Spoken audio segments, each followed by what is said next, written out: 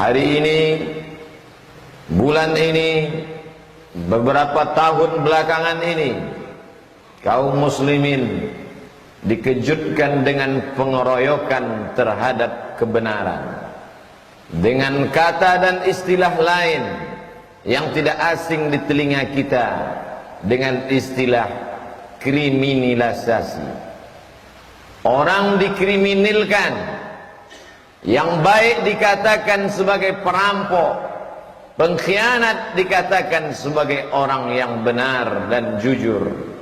Tapi sebenarnya bagi orang-orang yang membaca Al-Quran, maka ini bukanlah sesuatu hal yang baru. Ini sudah lama terjadi.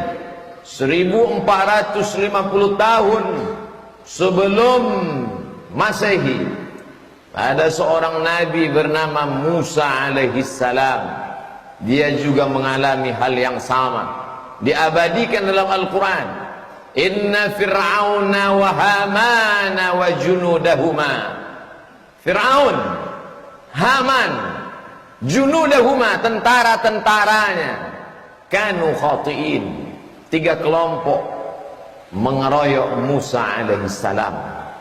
Bagi orang beriman, ini bukanlah cerita baru.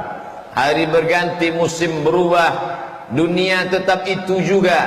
Isinya tak lain adalah Fir'aun, penguasa yang zalim. Haman, orang cerdas, tapi kecerdasannya untuk menjilat Fir'aun. Haman, orang yang diberikan akal sempurna, tapi akalnya bukan untuk mengabdikan diri kepada Allah, tapi untuk mengikutkan hawa nafsu, mendapatkan segenggam dunia dari Fir'aun. Di bawah mereka berdua, wa junudahuma, tentara-tentara Fir'aun, semuanya dikatakan Allah sama, kanu khati'in, mereka orang-orang yang bersalah. Fir'aun mati, Haman mati, bala tentaranya juga mati menjadi santapan cacing tanah. Semuanya mati. Musa meninggalkan dunia. Nama mereka dikenang abadi. Yang satu dikenal karena jahatnya, karena zalimnya, karena aniayanya. Tapi yang satu dikenal karena baiknya, karena salehnya. Hari berganti, musim berubah, zaman berputar, isi dunia tetap itu-itu juga. Tak lama sesudah itu, 1450 tahun lamanya lebih kurang, datang zaman Isa alaihissalam. Hari itu dia juga dikeroyok, dia juga dibantai oleh 3 kelompok. Yang pertama Yahudi, yang kedua Romawi, yang ketiga mereka yang menjadi pengikut Yahudi dan Romawi. Yahudi tidak senang karena kedatangan Isa alaihissalam membuka borok kejahatan Yahudi. Romawi tidak suka karena kekuasaan akan hilang. Perlahan-lahan pengikut Isa mulai bertambah banyak. Gelombangnya keras. Ini akan meluluh lantak, akan menghancurkan kekuasaan Romawi dan Yahudi. Adapun orang-orang awam yang jahil, yang bodoh, hanya mengikut Yahudi dan Romawi. Apa yang terjadi? Murid, pengikut setia, mereka berjanji di hadapan Allah ketika Isa berkata, wa idh qala Isa bin Maryam lil hawariyin. Ingatlah ketika Isa berkata kepada hawariyin, murid-muridnya, man ansari ilallah, siapa yang akan menolong aku menegakkan agama Allah? Qala al hawariyun, murid-murid Isa berkata, nahnu ansarullah, kami yang akan menolong agama Allah. Ternyata di tengah bulu kambing yang hitam ada satu pengkhianat. Dia bernama Yudas Iskariot. Hanya disogok beberapa keping uang emas, imannya luntur. Dia tunjukkan persembunyian Isa. Saat itu juga bala tentara Romawi, pendeta Yahudi, bersekongkol mengeroyok, menangkap Isa alaihissalam. Di sana mukjizat terjadi. Mukjizat selalu terjadi di akhir cerita.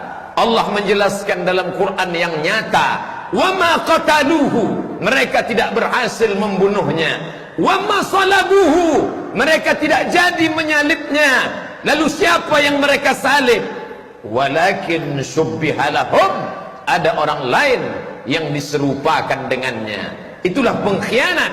Pengkhianat hanya layak mati di tiang gantungan.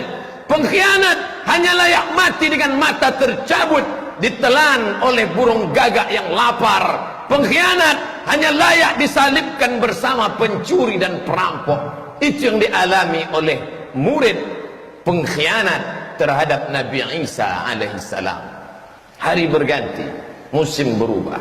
571 tahun sesudah itu, Nun di Jazirah Arab, lahir seorang nabi terakhir, Khatamul Anbiya wal Mursalin, Sayyidina wa Maulana Muhammad sallallahu alaihi wasallam.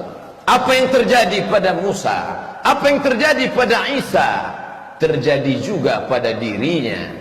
Perang itu disebut dengan perang Ahzab. Partai-partai, hizib, partai, ahzab, partai-partai. Ada partai Yahudi, Bani Qainuqa, Bani Nadir, Bani Quraizah, Yahudi, ada Nasrani, ada Majusi, ada musyrik. Semuanya mereka berkumpul. Hari ini jamaah umrah mengunjungi Masjid 7, karena itu adalah 7 pos penggalian parit. Parit bahasa Arab Khandaq, disebut dengan perang Khandaq karena Sayyidina Salman Al-Farisi bertanya kepada Nabi, ya Rasulullah, apakah turun wahyu bagaimana strategi menghadapi partai-partai ini? Nabi mengatakan tidak ada. Izinkan aku mengeluarkan pendapat. Kami di Persia menghadapi musuh dengan menggali parit yang lebar. Baiklah Salman, Nabi memerintahkan sahabat, tapi Nabi juga ikut mengangkat. Di sanalah Syekh Safiur Rahman Al-Mubarak Furi menceritakan bagaimana mata sahabat Nabi melihat perut baginda yang basah karena keringat bercampur dengan tanah liat karena mereka menggali parit bersama Sayyidul Anbiya wal Mursalin Muhammad sallallahu alaihi wasallam. Hari berganti, musim berubah. Mereka mengeroyok kebenaran. Iyamsaskum qarhun faqad massal qauma qarhum mithluh. Kalau itu terjadi padamu ya Muhammad, maka ingatlah itu juga pernah terjadi pada Isa. Itu juga pernah terjadi pada Musa. Jangan kau takut, jangan kau sedih, karena dunia silih berganti, zaman berubah. 1438 Hijriah. Berakhirkah kisah pengeroyokan terhadap kebenaran? Nabi sudah berakhir, tapi ada pelanjut para nabi. Al-ulama warasatul anbiya, ulama yang mengamalkan ilmunya, ulama yang menyuarakan kebenaran. Ulama dikeroyok, ulama dihabisi, difitnah dengan istilah komando jihad. Siapa yang berkhutbah menyinggung kekuasaan, ini anggota komando jihad, tangkap, habisi, penjarakan. Buya Hamka dengan lantang datang, dia pukul meja itu dengan keras. Tidak ada komando jihad, ini fitnah terhadap ulama. Kalau memang ada komando jihad, akulah orangnya, kata Buya Hamka. Marah luar biasa karena Allah. Hamka yang lembut dan santun, Hamka yang baik, hatinya lunak karena Allah. Tapi ketika kebenaran dikebiri, dikriminalisasi, saat itu dia marah, dia pukul meja sampai pecinya jatuh. Itulah sakit terakhir Buya Hamka menjelang kematiannya. Tidak ada komando jihad. Hari ini 36 tahun, 37 tahun, hampir 40 tahun setelah kepergian engkau, wahai Haji Abdul Malik Karim Amrullah, apakah yang kau alami dulu tidak lagi terulang? Kau sudah menghadap Allah, tapi kami hamba-hamba Allah yang memikul peran para nabi dan rasul menyuarakan kebenaran. Hari ini penerusmu itu difitnah juga seperti yang kau alami dulu. Gentarkah mereka? Tidak. Takutkah mereka? Tidak. Karena takut mereka sudah habis untuk takut sakaratul maut. Takut mereka sudah habis karena takut akan menghadapi malaikat mungkar dan nakir. Takut mereka sudah habis karena mereka akan takut menghadapi azab Allah subhanahu wa ta'ala. Ala inna awliya Allah, ketahuilah orang-orang yang menolong agama Allah, la khaufun alaihim, mereka tak ada rasa takut, walahum yahzanun, mereka tak ada rasa sedih.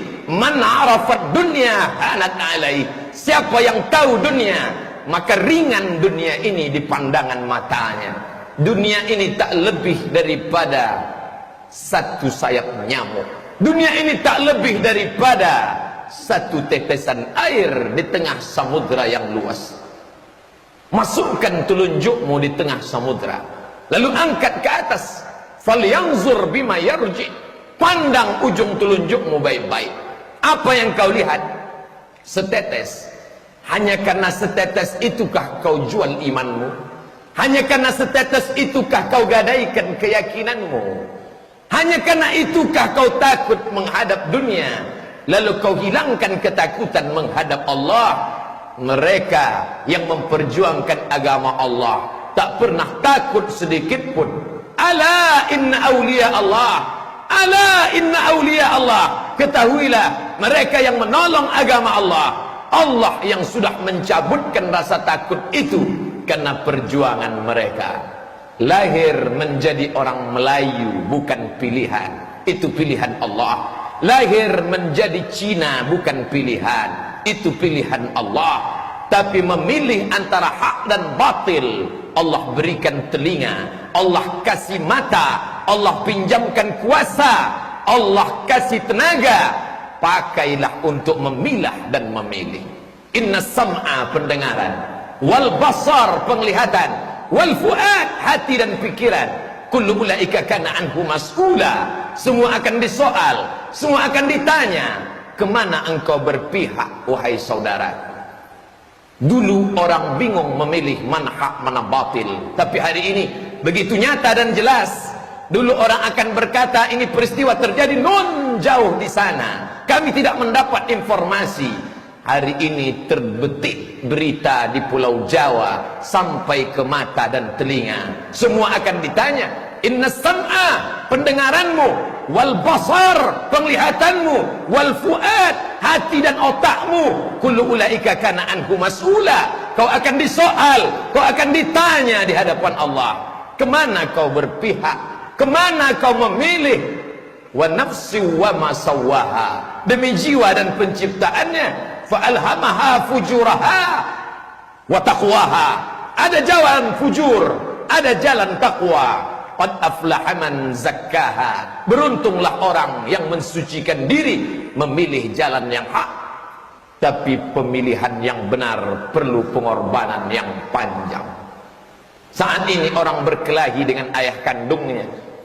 Apakah itu tak pernah dialami oleh Abu Bakar Siddiq?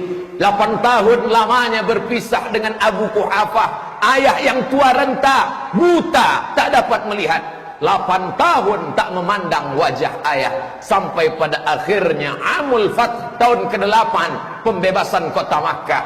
Disitulah Abu Quhafah bersyahadat, asyhadu an la ilaha illallah wa asyhadu anna Muhammadan Rasulullah. Hari ini orang berkelahi dengan anak kandungnya gara-gara pilihan yang berbeda. Lalu sakitkah kita? Kurangkah kesakitan itu tidak dirasakan sahabat yang dulu? Abu Salamah berpisah dengan anaknya, Suhaib Ar-Rumi berkelahi dengan mertuanya. Sakitkah kita? Lebih sakit lagi mereka. Hidup adalah as-sira' bainal haqqi wal batil.